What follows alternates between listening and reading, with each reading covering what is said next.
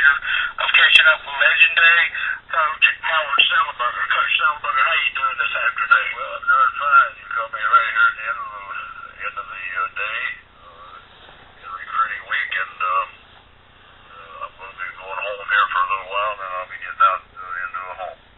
Well, it sounds great. Well, Coach, obviously you had a young team this year. Talk about the outlook going into next season and how you feel like your young team is developing, and also as a follow-up to that, talk about the continuing effort to attempt to join a BCS conference. Well, first of all, I need not be thinking about a BCS conference until we get our football team back on the straight and narrow. We were young, injury,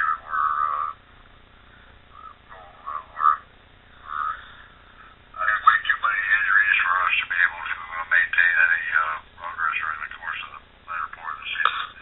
But obviously, it's a high priority, and we're going to regroup here in the off season after recruiting. And we've got some good players coming back. We got 4 quarterbacks that which have played some that I think are in the classification of Rusty Smith and Van Camp. So from that standpoint, we'll be fine. Obviously, the offensive line, which had no seniors in it, and nobody that has started the year before, has made some great progress, and we'll keep moving ahead in that direction. Defensively, even though we had a number of senior players turned out to be good and got better as the season went on. So we are looking forward to getting into the battle again, qualify for the opportunity to play for the conference championship, and then look towards the bowl.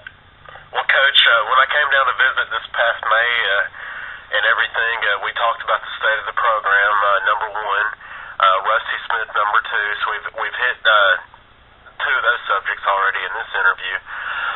The other thing was, we talked from George Allen to Bear Bryant to Gene Stallings to the Miami days.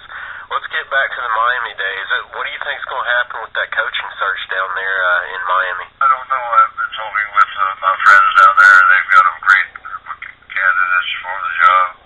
It sounds like it'll come together next week sometime, but obviously they've got a lot of people working on this project, and I'm an interested observer from afar. Would you like the idea of Mike Leach running the show down there? Because obviously I can't get into that. Obviously, Mike is a fine coach, and he'll return to football in due time, and he'll do well.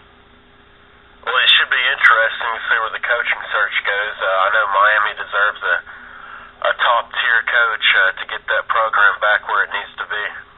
What are some things, Coach, that you think, whoever the new coach is, what are some attributes that they need to have? Obviously, you know the area really well, and you were able to recruit championship caliber players as well as the other championship coaches that they've had down there. So is that important? Is it important for someone to know the dynamics of the program and to know the area in which they're recruiting? Well, it needs to, of course, be a coach that can handle a high volume of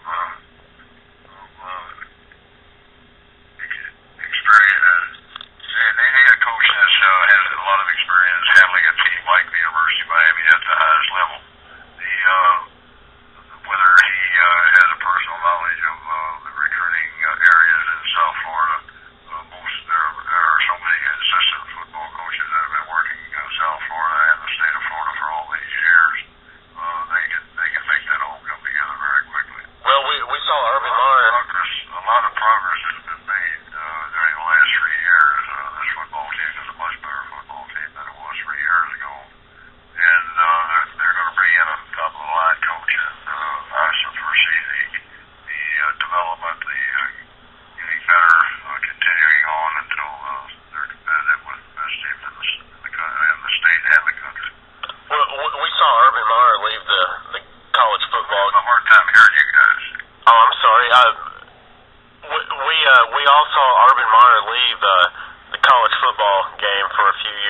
whatnot, or whenever he decides to come back this week.